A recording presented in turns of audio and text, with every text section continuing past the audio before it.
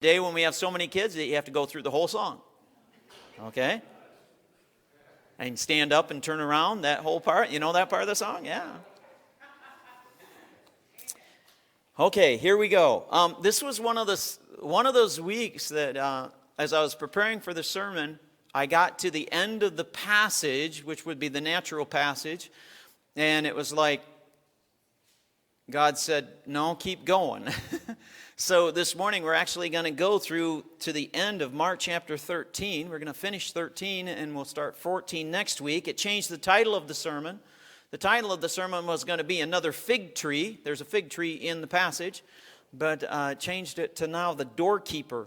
So you'll see the passages that are up there, Mark 13 and Matthew 24 and Luke 21. And your sheet is a little bit different this morning too. It just says review up there because as I go through this review, you probably can say it back to me. So we're in the context of where we're going. Jesus is on the way to the cross. And on the 10th day of Nisan, he enters into Jerusalem on the foal of a donkey, Zechariah 9:9.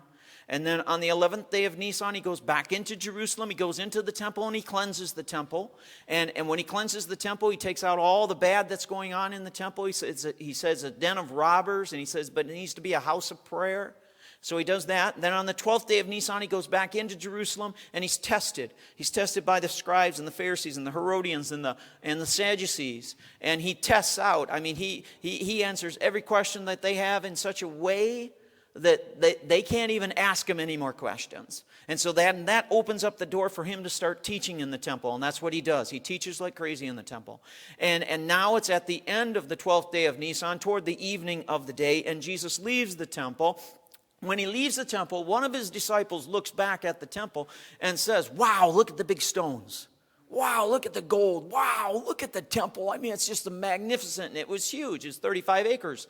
And Jesus turns around and says to him, let me tell you, there's coming a time when there's not one of these stones will be upon another one.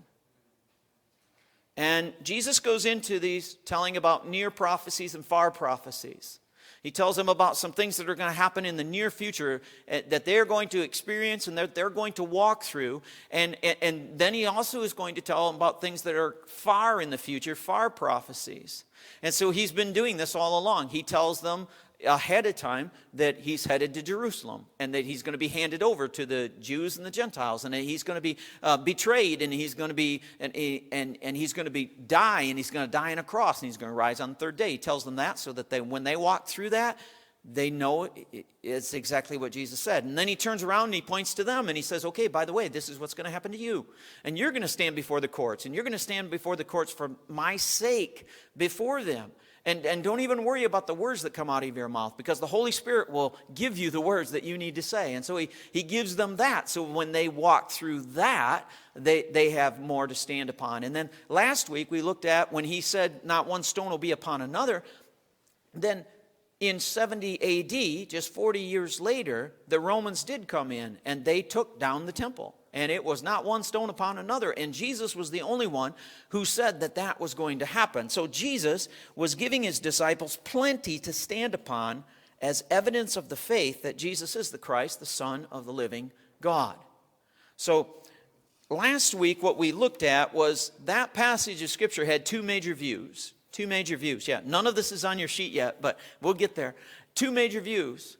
One view is that when he's talking about the events in chapter 13, he's talking about, one view is far future events, that everything is about the Antichrist. Everything is about the seventh-day great tribulation. Everything is far future.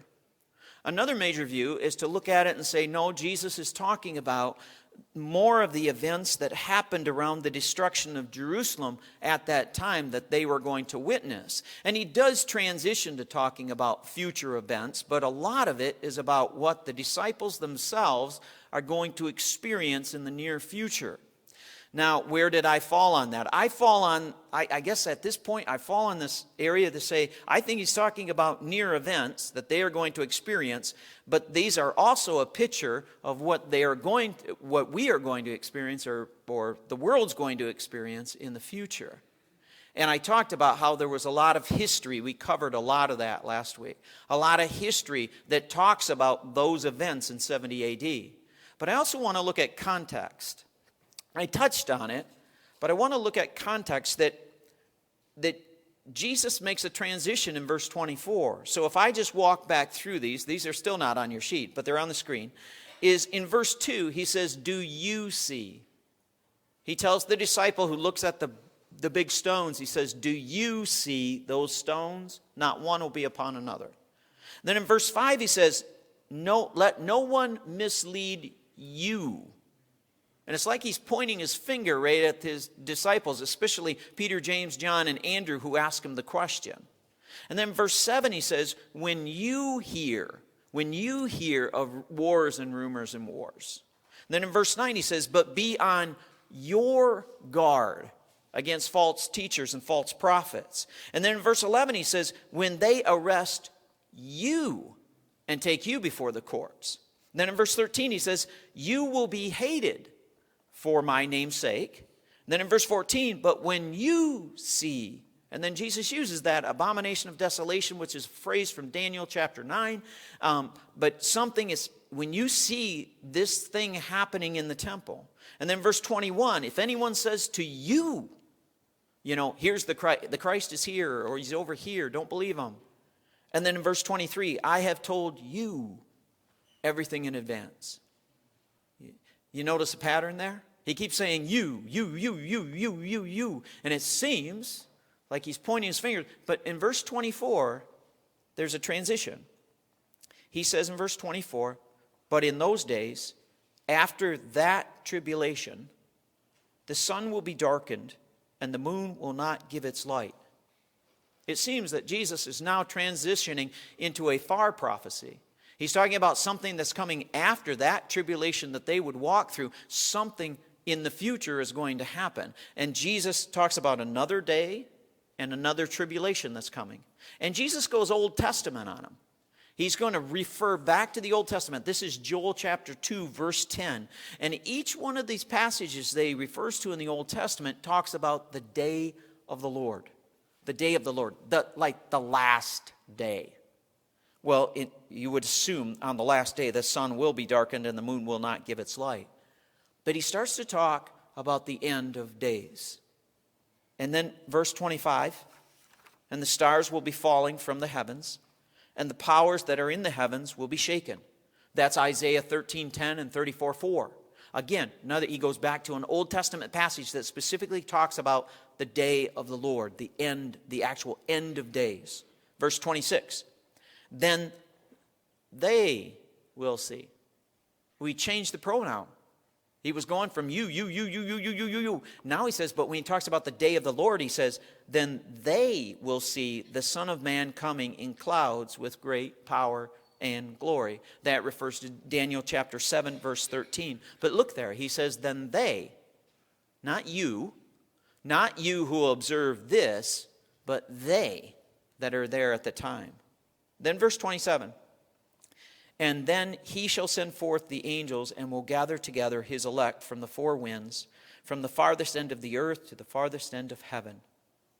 When he talks about the end of days, there's going to be this great gathering. And it's referring back to Daniel chapter 12, verses 1 through 4. I want to read these to you. Daniel chapter 12, 1 through 4. It says, now at that time, Michael, the great prince, who stands guard over the sons of your people, will arise. And there will be a time of distress, such as never occurred since there was a nation until that time. And at that time, your people, everyone who is found written in the book, will be rescued.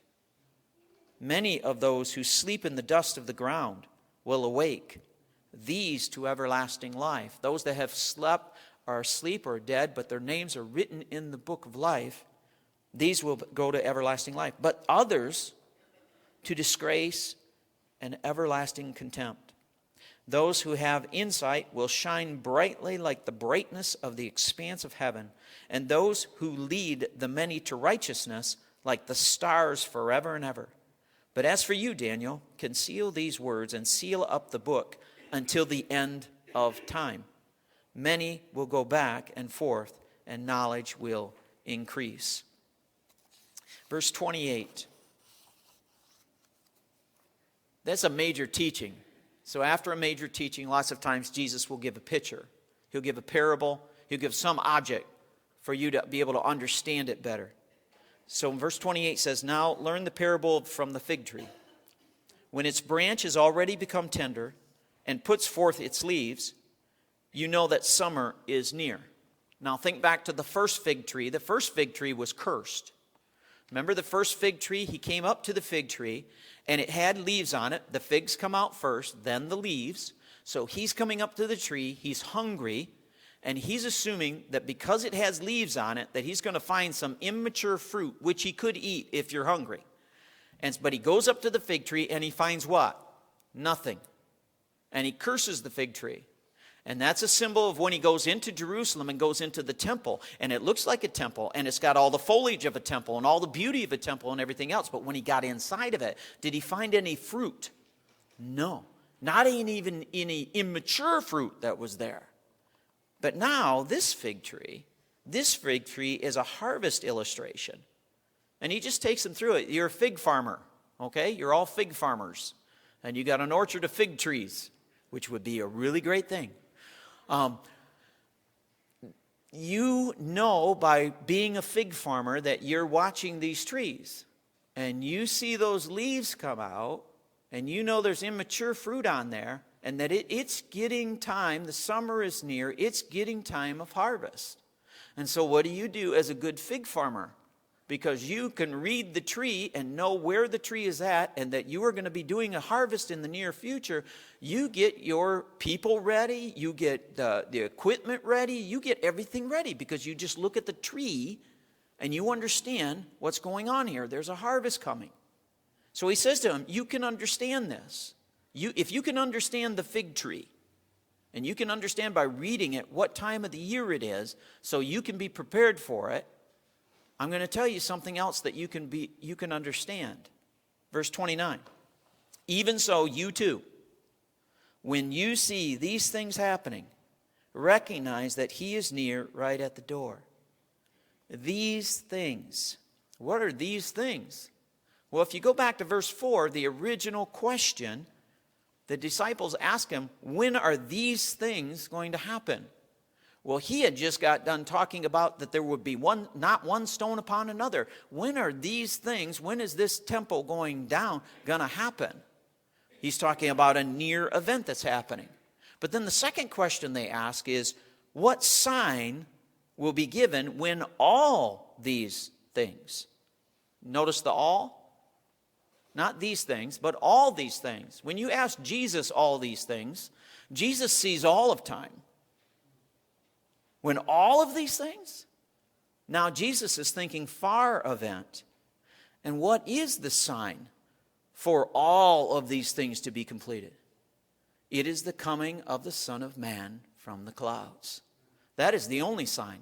Don't be looking for any other sign.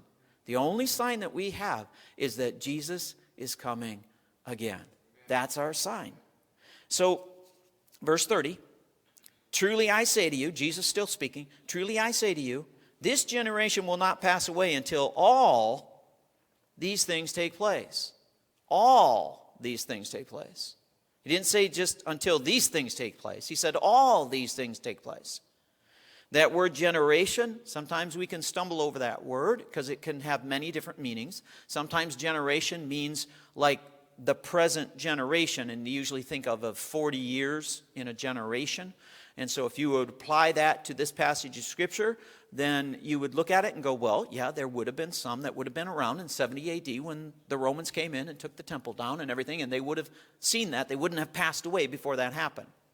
But also generation means a time of age.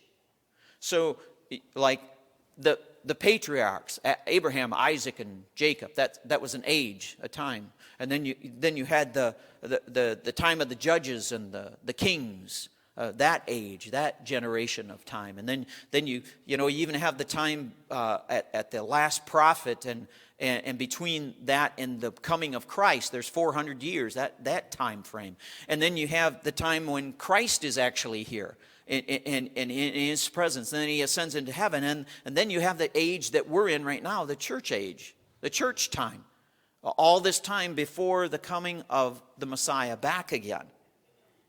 Generation can also be interpreted as family, race, or tribe. So when you look at that, truly I say to you, this family, what family? Well, the family of God. What race? The Christian race. What tribe?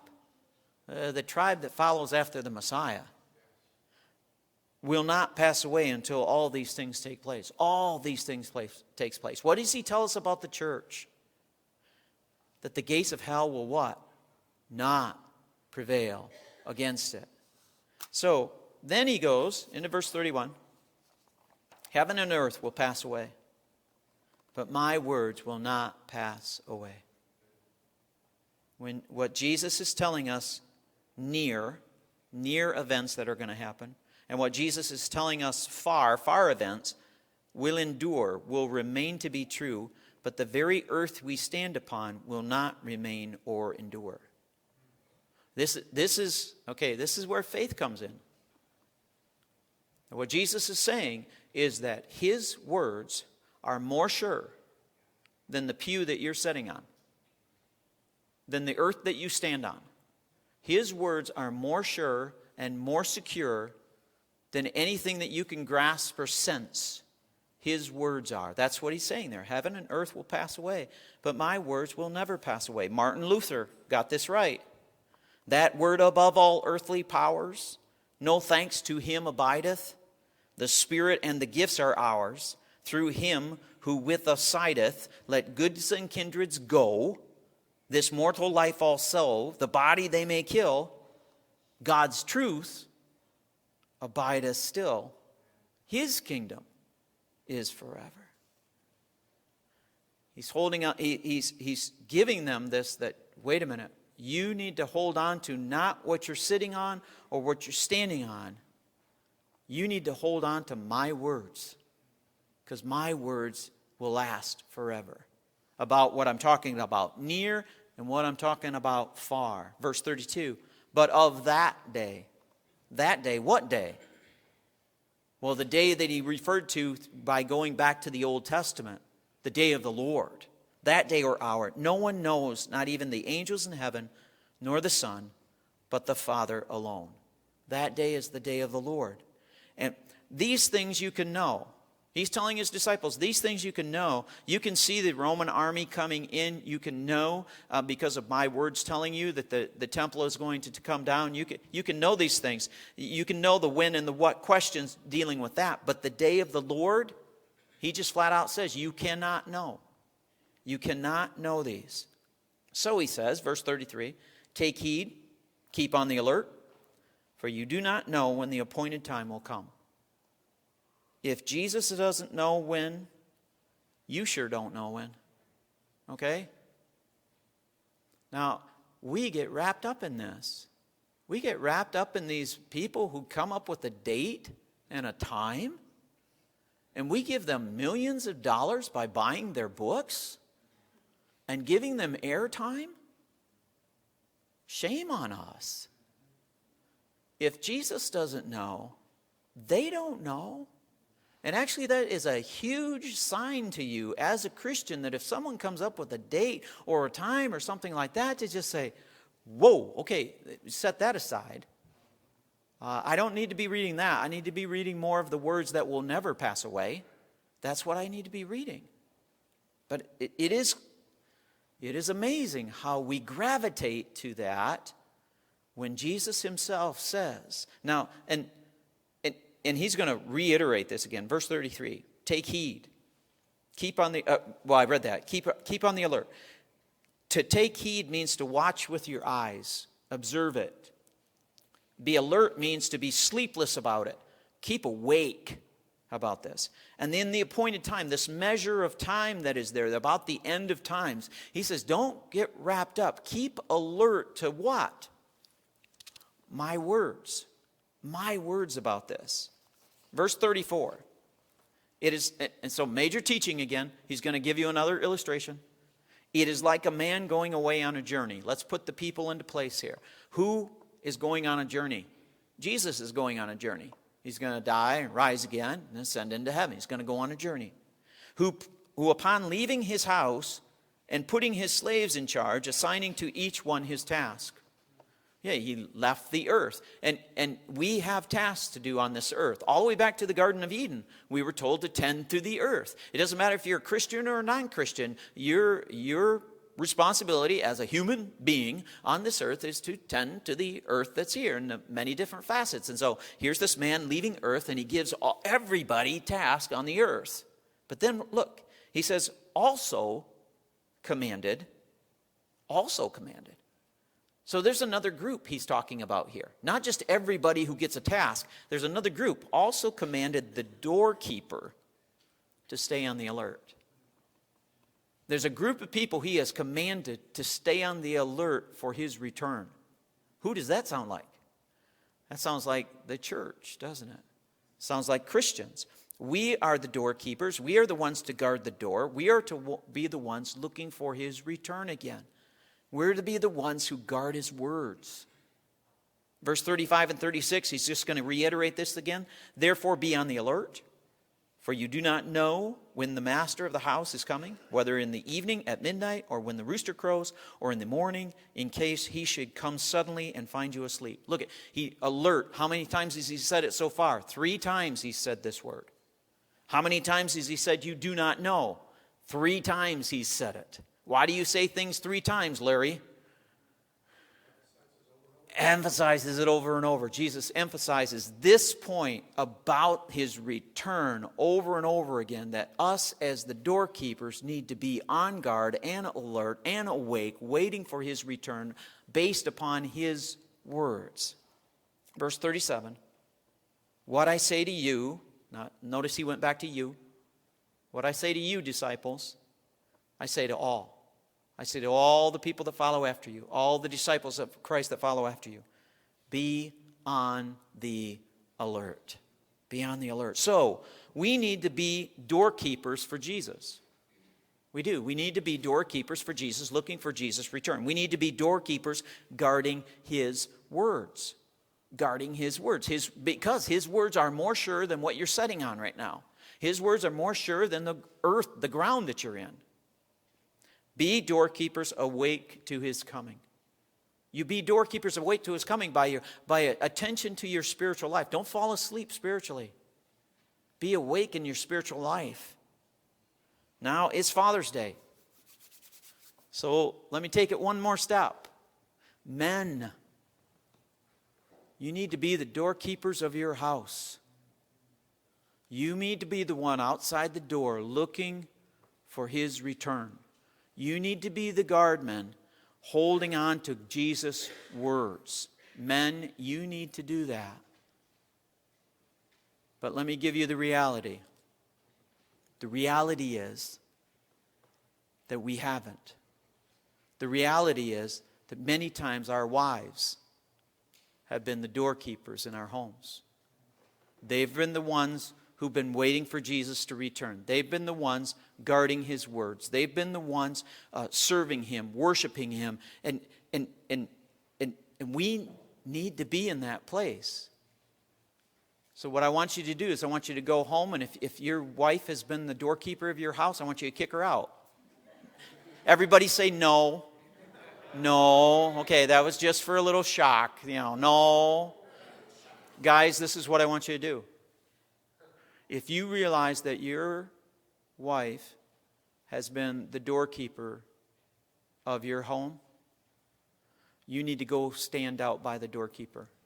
That's what you need to do. You need to go out and stand by her. You need to stand by her and listen to her and see what she's been doing. And you need to learn from her. Now let me give you a really off-base example of this, but I'll bring it back. When cancer hit me, I made a major change in my life. And here's the major change. The major change is that I realized I needed to not put any more chemicals into my body. And if I was going to be chemical free, I had to read labels. Because there's a lot of stuff in the stuff we eat. Now, I didn't do that before. I didn't do that before because Stephanie was the doorkeeper of our house when it came to nutrition.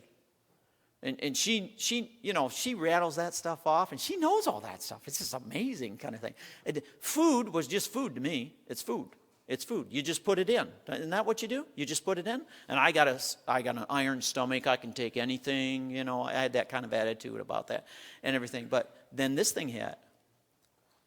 And if I wanted to be not put anything into my body that the whole idea is my body could, I only wanted to put in things that my body knew what to do with. I had to read labels. So I stood out there by Stephanie.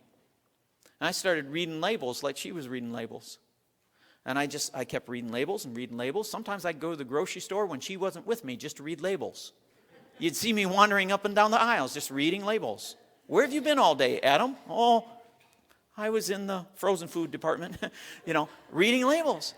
And I finally got to this point where we were together, and Stephanie would grab for something off the shelf, and I go, no, this one's better. And she'd go, oh, why? Because I was reading more labels than she was reading. And I remember the day when she turned to me, and she said, can I have this?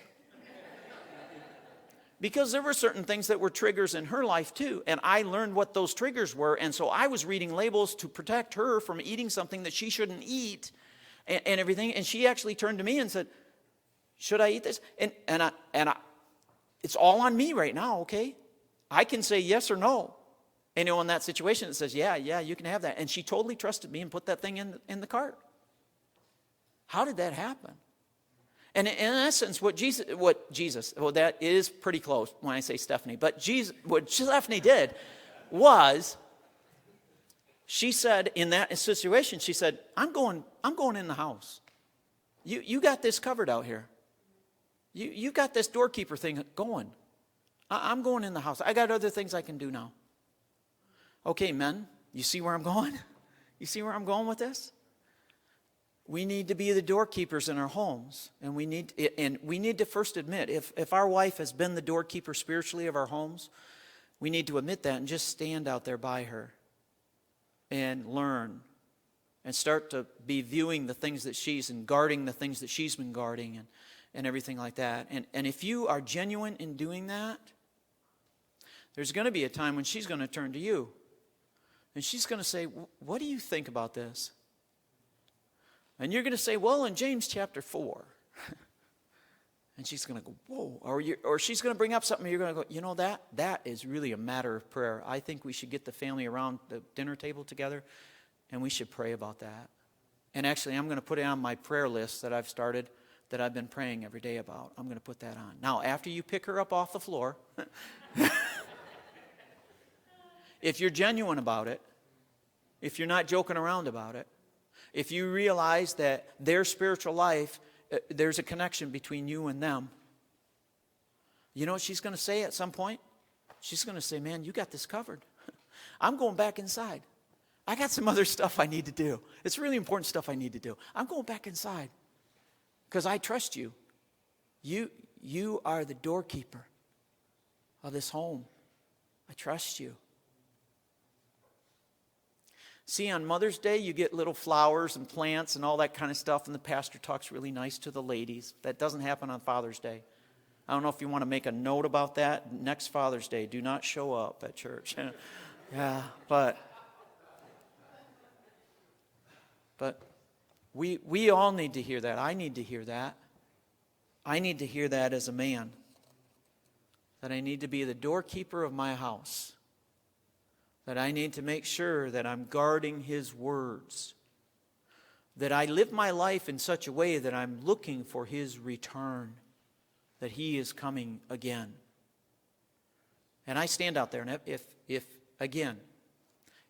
your wife has been that person, go stand beside her. That's how you start. Go stand beside her. And worship with her, serve with her, read with her, pray with her, all the things that she's been doing in your absence. You do it with her. And if you're genuine about it, God will put things in the rightful place, and she will be very thankful. She will. Doesn't mean that the wife who's been in that position that it's like job done, I don't have to do anything anymore. No, it's not that at all. Not that at all. It's just you've taken your rightful place, the rightful way. So men, be the doorkeeper of your house. Be the doorkeeper. We're going to close with a song, and you'll hear the doorkeeper in this. It's Behold the Throne of God Above. And you'll notice we printed this one off for you. It's on the back side of your notes. This one isn't in our hymnal. And so I thought, well, if I got the opportunity to give it to you. But listen to the doorkeeper in here. Find the doorkeeper as you sing these beautiful words. So would you stand with us?